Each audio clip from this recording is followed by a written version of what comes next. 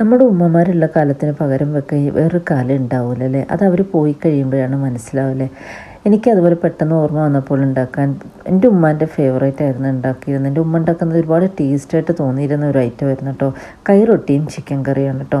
അപ്പോൾ ഇത് പത്തിരി എന്നും പറയും, പക്ഷേ ഇതിൻ്റെ അകത്ത് തേങ്ങ ഒക്കെ ചേർത്തിട്ടാണ് ഈ റൊട്ടി ഉണ്ടാക്കുന്നത്. കൈ കൊണ്ട് പ്രസ് ചെയ്തിട്ടൊക്കെ ഉണ്ടാക്കുക. അപ്പോൾ അതിന് ഞാൻ ചിക്കനാണ് ഇന്ന് കറി ഉണ്ടാക്കിയത്. ബീഫ് ഉണ്ടാക്കിയാലും മട്ടൺ ഉണ്ടാക്കിയാലും ഇതിൻ്റെ കൂടെ നല്ല കോമ്പിനേഷനാണ്.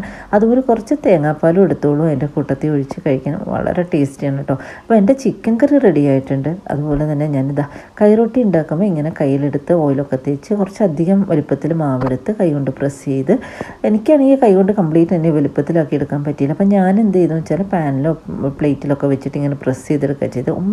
ഉമ്മക്കുള്ള സമയത്ത് അവർ കൈ കൊണ്ട് തന്നെ അതിനെ പ്രസ് ചെയ്താൽ വലുപ്പത്തിലാകേണ്ടതാണ്. എനിക്കത് പറ്റുന്നുണ്ടായില്ല കേട്ടോ. അപ്പം എന്താ കൈറൊട്ടി റെഡി ആയിട്ടുണ്ട്. സൂപ്പറാണ് കേട്ടോ ചിക്കൻ കറിയും കൈറൊട്ടി. അപ്പോൾ എല്ലാവരും ട്രൈ ചെയ്ത്